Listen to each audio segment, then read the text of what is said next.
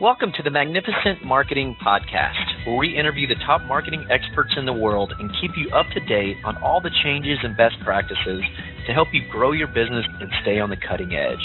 Welcome to the show. Hello, everyone. I'm here today with Ardath Albee, and Ardath is a B2B marketing strategist and CEO of her firm, Marketing Interactions, Inc., and helps B2B companies with complex sales create and use persona-driven content marketing strategies to turn prospects into buyers and convince customers to stay. Ardath is the author of Digital Relevance, Developing Marketing Content and Strategies that Drive Results, as well as E-Marketing Strategies for the Complex Sale. She has been one of the 50 most influential people in sales and marketing for the last 5 years and was selected as a 2014 Woman to Watch in B2B Marketing by Fierce CMO. And today we are going to be talking about helping your B2B sales team use your content to win more deals. Ardath, how are you doing today? I'm just fine, David. Thanks so much for having me. Yeah, I've been following you quite a bit over the years, and very excited to have you on the show. And your firm is very much into B2B marketing, so I'm sure you have lots of good stuff to say. And we'll just go ahead and dig in here and start off. But before we get going into all the hows and whats and all of your awesome advice that we're sure to hear, let's just quickly hear your take on why B2B salespeople should utilize content during the sales process. Yeah, I love this topic, and I've been doing a lot of work around it lately. And the gist for me is that most buyers, when they're asked, would say that sales reps are not adding value. So, you know, instead of sending an email trying to follow up or ask for a meeting so they can learn more about your company, you know, they need to be more proactive in providing information that's valuable to buyers, and it actually gives them a reason to get on the phone and talk to them, you know, presenting an idea, something meaty they can get into. And, you know, I mean, quite frankly, if you think about it, buyers are researching your products, and what's the statistic now? They're 70% of their way through the process before they engage a rep.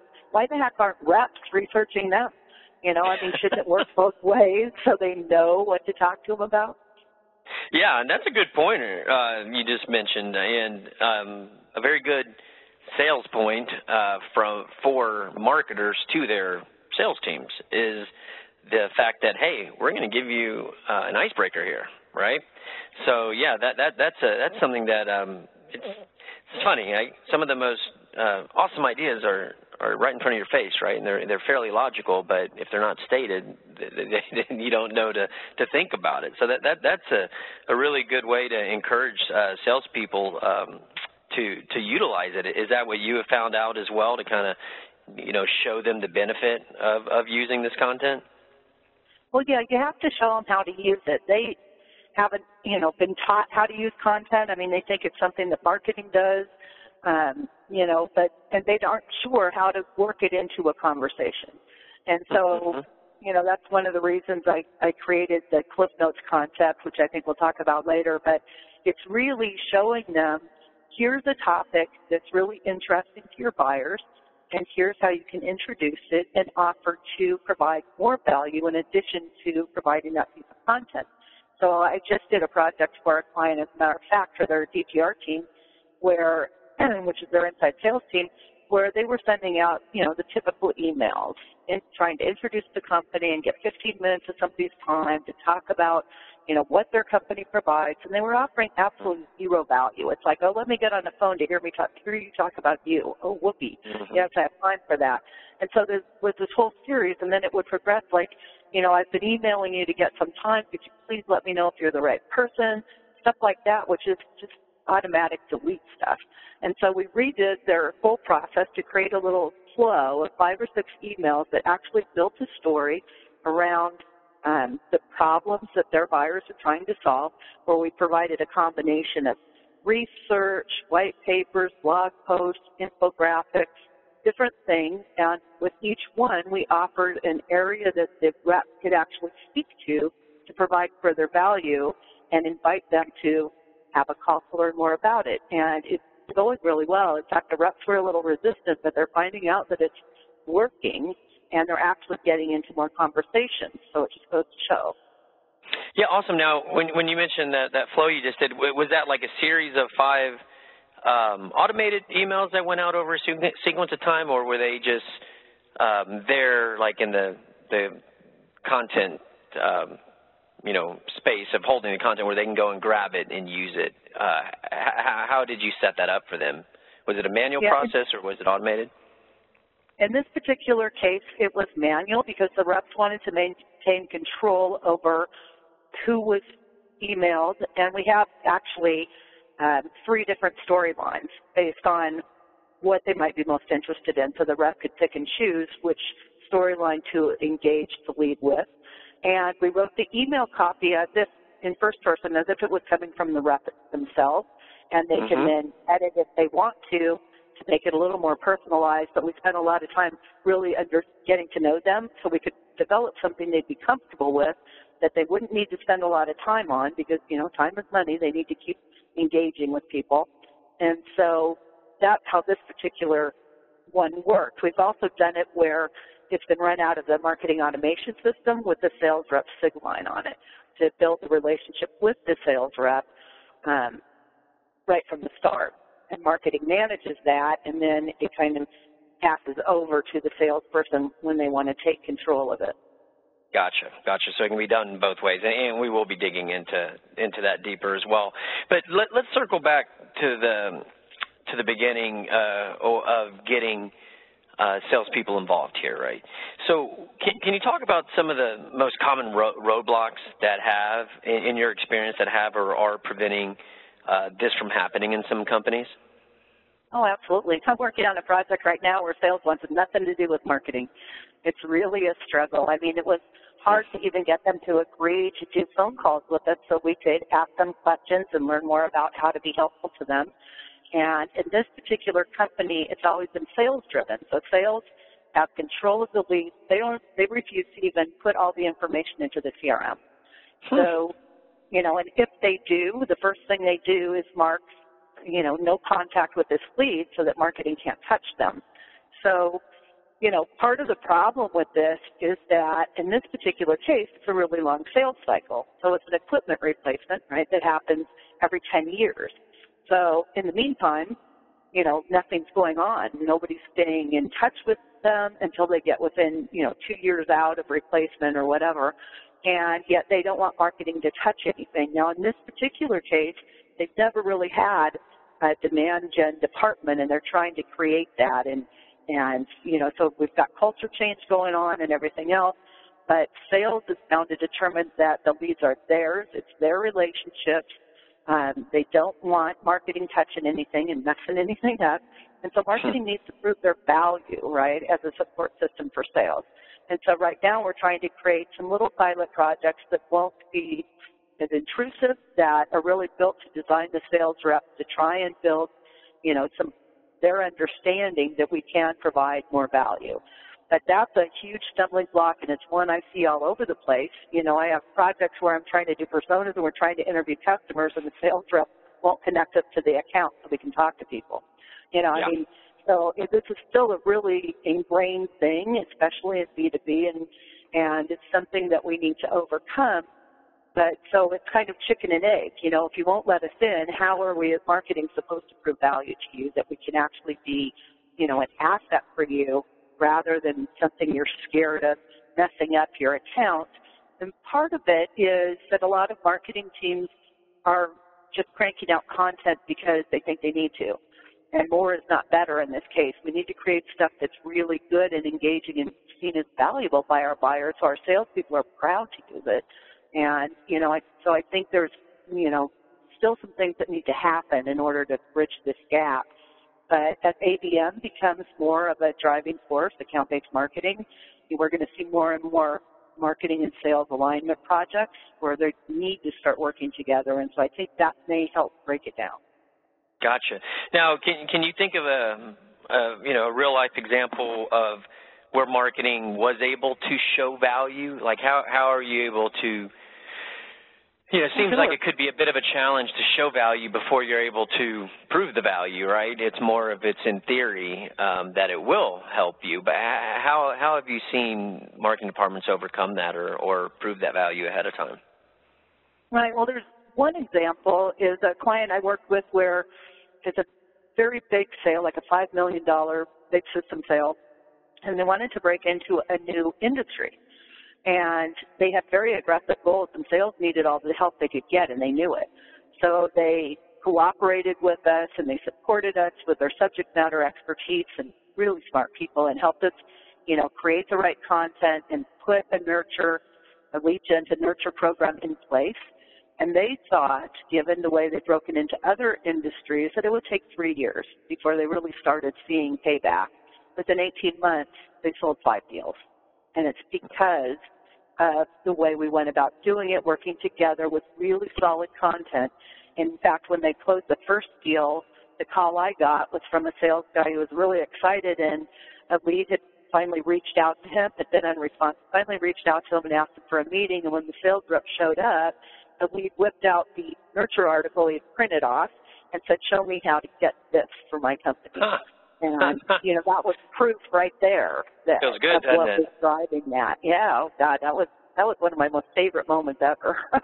Yeah, when the things like that happen, when you know what you're doing helps, but it's nice when you have that physical proof right in front of you. You're like, yes, this is so awesome. Yeah, because you just don't get to see it all the time. Yeah, and that program has actually been in place now for over 3 years. And we keep freshening it up and whatever, and it's still producing sale after sale. Wonderful, wonderful. All right, now, we're talking about content and, producing the right content for sales teams to use. So what are some of the basic questions that you need to answer to make sure you are creating the correct content for your sales team? Well, the first thing you need to do is actually talk to them. You wouldn't believe how many marketers are creating content and tossing sales and saying, here, use this, without ever talking to them to see what they need. And so, as marketers, when we're running marketing programs, we may understand the different concepts that our leads need to learn about, our buyers need to learn about, but it's a wholly different thing when you're in a sales conversation, right? So you want to understand what are the questions that their buyers are asking them. What are they confused about? What's getting in the way? Like, is there somebody in the organization that's a naysayer? Are there concerns that users won't adopt it? Or what are the things they have to help their buyers overcome in order to move deals forward? How do they see the future? What's their vision of the future? Not our vision, as we would state it as the company, but what do the buyers tell the salespeople they need to achieve? And then with that information, you can start to create content that sales can actually use in a conversational way because it's part of the conversation they're having, and it's really critical that those things are aligned. So it's a quite different thing when you're nurturing from the outside, telling the story, trying to help build the education and all of that. But if you think about it, when salespeople get into the conversation, buyers have learned a lot of that stuff. So the status quo is a bit different than if you're a marketer with a marketing program and then, a lead that hasn't reached out yet. And so we need to really figure out what are those conversations, what are the stumbling blocks, and how could a sales rep turn around and say, in the meeting today you mentioned X, and here's this paper from one of our subject matter experts about that, that may help you see more value, or whatever, things that really relate. Because otherwise it's just like, well, we have to do white paper. Maybe it'll be useful for you, Who cares? So it's got to be related to the types of conversations they're having, and you have to spend the time talking to marketing to figure it out. The other thing, too, that I find is, for example, when I'm doing persona interviews and I'm talking to customers, quite often when I'm talking about, why did you choose to buy from my clients, and they're talking about those things, you uncover other information that could be helpful for sales enablement content, even if your focus is somewhere else. So talking to customers is good. The other thing is talking to customer service. What are they hearing? What are, buyers who are onboarding saying? What are some of those things? Because part of the risk in making a decision is what's going to be disrupted. You know, how smoothly is it going to go? Is it really going to work as promised? And so if you can get those proof points, you know, and evidence of what's going on, you can quite often help people get over that, God, I'm not sure I'm making the right choice thing, you know, and that's really important too. Yeah, it sounds like it's you know, good old-fashioned conversations will what get you there. You know, be it with the sales team, the CSRs, or the customers themselves. Is any of this metric driven at all, as far as possibly identifying, you know, a possible stage of the buying process where you're noticing an issue with, or is it mainly having conversations for the purposes of what we're talking about today, is producing content for B2B salespeople? Well, I think there's a couple of different ways to look at it. I'm one of those people that don't really believe in that 70% statistic. I think if you get in there early and you're helpful and you're adding value, you can get a salesperson in the conversation much sooner, right? Mm-hmm.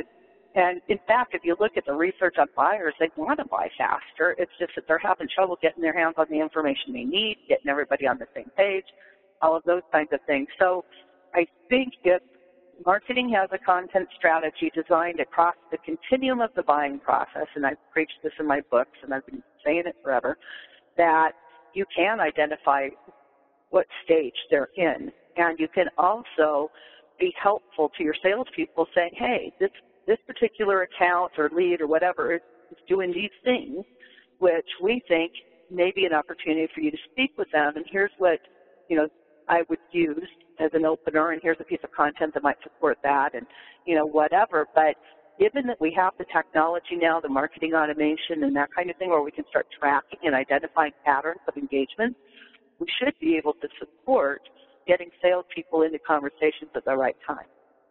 Gotcha. And that is a nice little segue for me here to talk about something I was really excited to dig in with you about, or this part of what we're going to be talking about today is your Cliffs Notes. And producing the right content is great, but, you know, having salespeople utilize the right content at the right time is a whole nother matter. And you know, I've seen your information on these Cliff Notes, and I think it's amazing. Can you dig into that a bit for us? Yeah, well, I actually developed that when I was working with one of my clients, and the problem we ran into was sales realized that there's a bunch of content out there, but they don't have time to read it, nor do they want to. They want to be able to grab and go, you know, and they want a quick, you know, orientation so that they can talk their way through it. And so what we created was this idea that we could tell them, you know, which persona the content's designed for, what question it's designed to answer, what stage in the buying process. Here are the key points we make in the content, you know, bullets. Here they are. And here's the takeaway for the reader, the buyer. And here's some questions you can ask to open the conversation based on what they just read. And so it's you know, you remember Cliff Notes from college, right? Oh, yeah. And, you know, it's kind of a cheater's way through it. Yeah, exactly. But that's where the concept came from. And we actually saw a big uptake in salespeople's willingness to use the content and the proficiency with which they were using it to get into more conversations. And so it's, you know, if you just say, here's this repository of content, go use it. It's like looking at this massive stock and you don't have a clue. What should I use? When should I use it? Why should I use it? And as a salesperson, time is their most precious thing. So you want to make sure it's expedient for them to use it and that they can see the value. And so what we found in this particular case was by tracking, we could track which content was being used, and we also created this closed feedback loop where salespeople could actually enter comments into the system about it. You know, this is really useful for me to help each other use it, you know, or whatever, but marketing learned from it as well. And, you know, finally it got to the point where salespeople were calling saying, hey, I need a piece of content that addresses this, and I don't see it anywhere.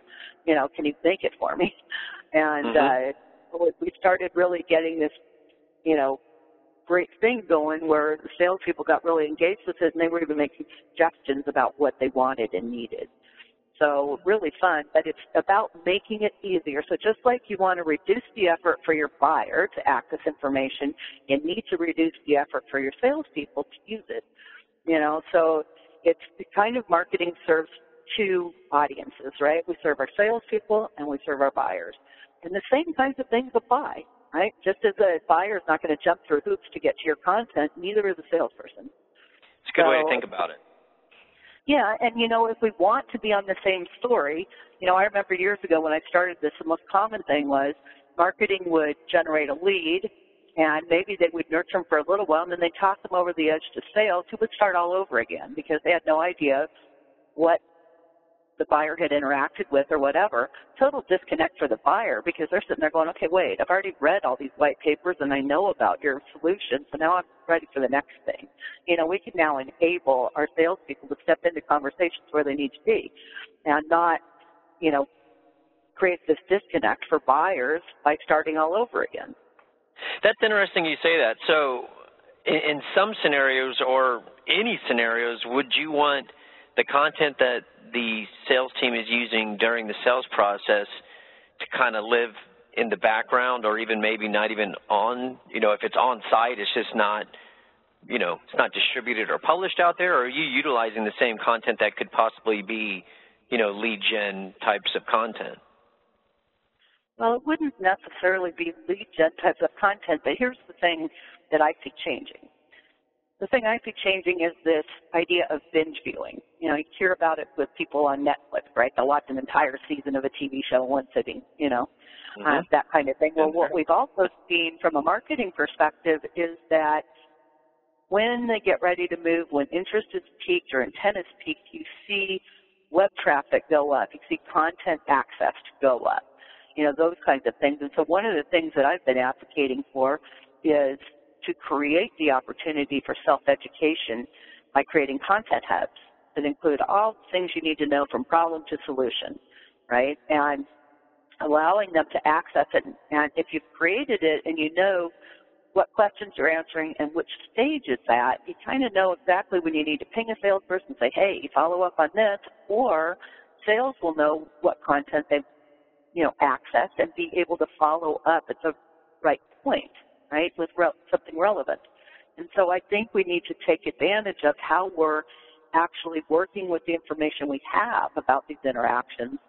And there's technology today that will track anonymous and then convert everything they've done to append it to their lead record when they finally do fill out a form.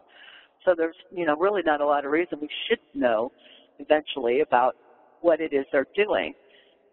In some cases, I've advocated keeping some of the content in the background so that we know it's fresh when sales uses it.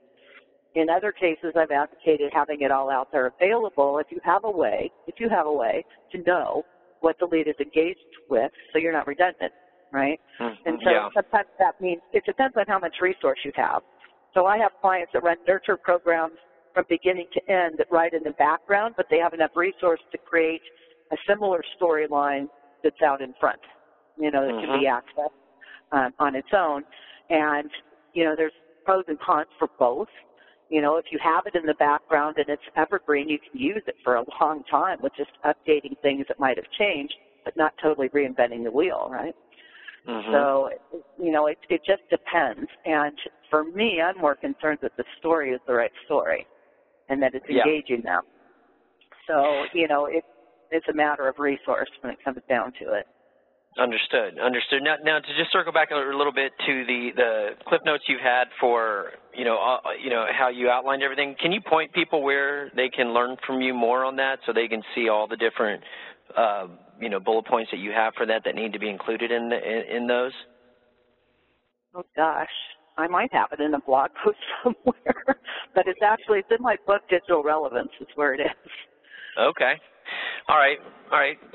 Well, for starters, everyone can just Google Ardath Albee and Cliff's Notes, and if it doesn't come up, Google her book and buy it because it'll be well worth the time and money spent. Now, we've talked a lot here about, things that marketing needs to do, and it could seem potentially daunting, especially if it's like a one-person marketing department with 10 salespeople they're servicing. Do you have any pointers on how to efficiently accomplish this or go about it or get started or whatever? Just any advice that you can give to kind of not stress out a single-person marketer too much? Yeah, well, in the case I was talking about where we were creating it for one of my clients, I was actually the single content marketer building all of that. And so what I found was in order for me to be efficient, I needed to create everything at the same time. So, for example, I'm doing my research, I'm writing the content, I'm creating the cliff notes, I'm creating the social media posts, I'm creating the email copy. I'm doing it all at one time because it's in my head. And so as I'm doing it, I can fill out a cliff note template in 3 or 4 minutes, as soon as I'm finished writing the piece because it's all in my head. And Gotcha. So, things like that, you need to be efficient about how you produce content. And so producing it all at the same time. And then, I talk a lot about story. And so if you have, you're building content or creating content that builds on, went from one piece to the next, if you do that research all at the same time, you can create that content kind of all at the same time. It really cuts back on the time you spent because you've got all that stuff in your head. If you do it where this week I'm going to create one piece and then 10 days from now I'm going to create another, you got to get it all back in your head. It's no, that's a great point. Obviously at the beginning when you're setting everything up and doing it, that's you're just getting going here. You got to do the work, get it done. But once you are in your flow, your advice is to don't wait for the weekend or the end of the month to go and tag everything correctly and make your Cliffs Notes for the your sales team so they can easily reference what it's for, when they should use it, what it's about, all that good stuff. But do it right then and there. And at the end of the day, you'll have had a higher quality piece, and it'll be efficiently done. That's a phenomenal point. Do you have anything else to add there at all before we move forward? Yeah, the other thing is if you're just getting started, one of the other reasons you really want to talk to sales is you want to choose carefully which pieces you create for them. Mm-hmm. Because if they have a really big problem that's going on, or there's a competitor that's just kicking your butt or whatever, then you want to create a piece that's going to help them solve that problem. Number one is a quick win for you as a marketer to say, hey, look at how great I am supporting you, what value we can provide. But number two, sales is going to, see the difference, and you focus your energy where it's going to have an impact. So there may be this whole slew of stuff that you'd love to create for them, but we need to be good at prioritizing, and you want to prioritize based on what sales wants the most, not what you think they should have the most. You know what I mean? I know exactly what you mean. And truth be told, them and the CSR team, they know the best.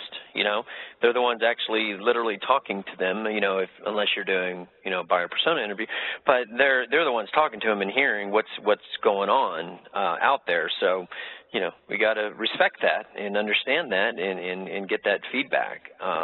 And not to mention, from a human point aspect, a managerial type of view is you want to get buy-in, right? And you want to work with them. So the more you can get them involved and have it become part of their idea, then it's our idea and not marketing making you do something, right? So yeah, again, I'm hearing that a lot, and I can kind of feel that it's coming from experience there. That's how you've seen this all work best. So it all makes perfect sense to me, and I assume others as well. Moving forward to after a sale is made, we've done all this, we've got them involved, and man, it's working really well, and it's awesome. But you want to keep clients happy, right? And or coming back. What kind of content have you seen work best there? I'm not necessarily thinking that the sales team might have the answer to this one. It might because once they make the sales made, maybe they kind of forget about after the fact. So what in your experience, what have you seen work really well for content after the sale is made to keep in front of the customers? Well, that's a great question. That's one of my pet peeves, is that there is so little done for retention, renewal sales. You know, one of the things I'm hoping APM will help to solve is that, but one of the most critical things to realize is that once a buyer becomes a customer, they solve their original problem, right? So all the content you created for that is no longer relevant because now their perspective is different. So how do they get more value, right, once they solve that problem? What's next? So we have to really look at customers as a kind of a different stage, right? So it's a different status quo. There may even be different people you need to interact with because whoever bought the product may not be the one using it day to day. And the other thing to think about, too, is that in a lot of companies, I work for enterprise companies, a lot of companies, there is a different team responsible for onboarding, responsible for engaging. You know, it may not be the hunter salespeople, it may be the account manager. You know, it may be, maybe there's a customer retention group, you know, so sometimes it's still siloed, and you're not, the marketing team isn't necessarily responsible for that, which I think is a mistake. I think they should be. But, you know, it's interesting, but I think the biggest place where we fail with that is that we try to use our lead gen and you know, pre-buying nurture content to engage with our customers when they've already solved that problem. So we need to look at how they get even more value than we promised them. What's the next thing they can tackle because they've moved that mess out of the way? You know, so it takes a different perspective. You know, and there's probably different people, like I said, so your personas may be different. People you're engaging may be different. Yeah, so who do you think is the best people to talk to about that, to get that perspective? Customer service, probably. It depends on, you know, I mean, the hierarchy of the company is going to tell you. You're going to know, you know, if you're working in that company, where that goes to. You know, one of the problems I see, I have one client right now where sales closes the deal, and then there's a different department that takes care of onboarding and, you know, getting that information into the ERP system or what have you, but they don't notify anybody else. And one of the problems is that it makes it very difficult for upsell and cross-sell, right? If they've bought one product and now maybe there are accessories they can buy or other things, if the people responsible for selling the accessories or whatever they are not informed, we have a new customer, they don't know to go sell to them. Where it would make sense if they weren't customers, because they're not going to buy accessories if they don't have the product that supports them, right? So we have to really think about this from an experience perspective, you know, and it's one of the things you hear in the research is, you know, the biggest differentiating thing companies can do anymore is create an experience that is so relevant, engaging, that everybody's happy. You know, there's so much content out there, it's hard to get attention with that, especially if everybody's saying the same thing, which is one of the biggest problems with content. You know, I mean, how many articles have you seen that are basically the same information, just presented in a different way? So it takes a lot of creativity to create unique and new stuff. But the way you orchestrate your experiences is really critical. And it's funny when I do sessions at conference and I'm talking about nurturing, one of the things I'll ask the audience is how many of you are signed up for your own nurture programs and experience them as your customers do? And I get maybe one or two hands, right? But when you think about it from our side as a marketer, I'm looking at content in a Word doc that I'm writing it in, you know, or I might see the finished PDF. But if I'm not out there experiencing, what does it look like when I click the link in the email and go to the landing page and fill out the form, and does my PDF arrive in the email with the link? You know, I had one experience today where it didn't, and I had to email the company and say, hey, you know. But, I mean, what is it like? Does it make sense? Is it engaging? And it's one thing to look at it, you know, with all the pieces behind the scene. It's a totally another one to experience it on the front end like your customers do. You know, and so I think it's, you know, we can learn a lot from just going and doing that. And saying, oh my and God, you're bringing nightmares back for me now, Ardath. When all the different email programs and platforms there are and how they view differently, it can be very stressful, just depending on how they view and everything. But we did find out that some things didn't view right. on certain platforms, and and you definitely need to do that. But you definitely had a rush of anxiety come back to me after when we were dealing with Sorry that. about that. No, it's all right. Not your fault. That's a personal problem. Okay, but let's talk to me. There's a lot of stuff we've talked about, right? And I know that I would say probably the majority of people out there are small marketing departments, when you look at it as a whole. Yes, there's big companies and there's a lot of the ones you see about, but I would say, the small business, makes up more of the population. And, there's a lot to be accomplished here. And, and the content needs to be produced. And sometimes it can really feel like I just can't do all this. But and the answer could be like, hey, this is just part of the deal, might be the answer. But do you have any advice on, people that are stretched thin, be it budget, resources, or time to produce the content for their sales team to use? Have you seen any creative ways to accomplish this rather than the marketing person just doing the writing themselves? What have you seen out there on situations like that? Yeah, well, it's one of the reasons I have a job, right?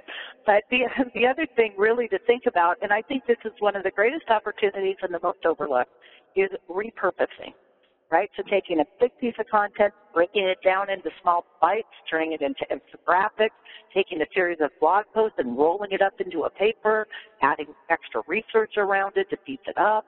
There are so many different ways to use the content you already have. Or the content you're creating if you just think about it. And here's the thing. Marketers get in this place where they say, well, it's just repetitious, right? We've already, seen it all. Well, the thing is, yeah, you've seen it because you're a marketer. You work with it all the time. Chances are all of your buyers have not seen it. So it's new to them. And if you repackage it, trust me, they're not going to remember unless they really studied your white paper that this blog post came out of your white paper. Do you know what I'm saying? And if they did, then it's okay. Yeah, because here's the thing.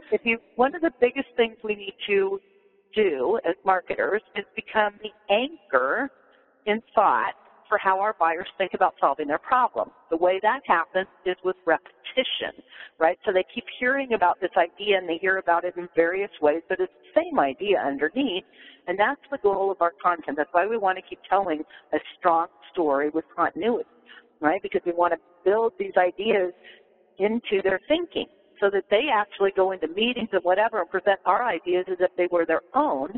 So that's how we get in the room when we're not really in the room, right? But the stronger we can make that, the better. And that comes from repetition and having them see the idea presented in different ways and again and having it, start to really resonate with them. And so I think small marketing teams can do a lot with repurposing content and looking at how to use it in different ways.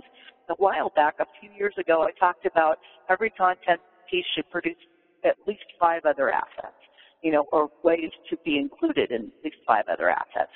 And if we start looking at it like that, then a one-person marketing team can have a lot of breadth. But the problem with this whole thing is, the marketers still don't get it, it takes a plan. It takes a strategic plan, right, to think about what's the story we need to tell, what are all the different pieces of it, now how can I rearrange those pieces and use them differently? You've got to have some kind of a plan, or else it's kind of like you've got all these roundabouts of content and you're saying, okay, let's make a white paper, but nothing goes together. That's funny. You're creating more work for yourself. Yeah, it's funny. We literally did a podcast earlier today with Robert Rose, and that was what the whole podcast was about. Before you get going with content marketing, he was awesome. Where to begin, right? Before you start, where do we begin? And, yes, and you just touched on that. It's funny. I literally 2 hours ago I talked to him, and that's what we were talking about. And then you mentioned it. So, obviously, something to pay attention to. If Ardath and Robert Rose are saying the same stuff. Okay, awesome. Well, moving towards the end here, management and measurement. And what I mean by that is managing and measuring that the salespeople are actually utilizing all this hard work and content that you have put at their fingertips to use. So how have you seen, marketers, or it could be a sales manager, if you want to pass the onus to them, but keep tabs on if salespeople are actually utilizing the content without, literally looking over their shoulder the entire time? Well, technology speaks a lot to that. You know, can you track what people use? It depends on how you're housing it. So, you know, you need to have a system that's actually built to make it easy for salespeople to find stuff. So, think content platform. Like most of my experiences with Compost, but there are a ton of different platforms like that. Even Salesforce.com can help facilitate how they use content and track it to accounts. But we need a way to actually see what's being used. The other thing we need to do is we need to have a feedback process where, whether it's a meeting, whether we enable it digitally for them to leave comments, you know, on where particular assets are housed, those kinds of things. We do need a way to see that it's being used because, quite frankly, marketing is being tasked to prove performance and contribution to revenue, right? So it's not, especially in B2B, that marketing is going to go out and make a sale, but we need to be able to show that the resources we're creating are supporting those sales, that salespeople are closing. And in order to do that, we need to be able to show, here's all the content that was used in closing these sales, and you can see that it was used across these 20 sales, you know, that closed at a higher price point, perhaps, than the deals that were closed without using any of the content. I mean, there's all kinds of ways you can look at the data, but we really need to be able to track it and see it.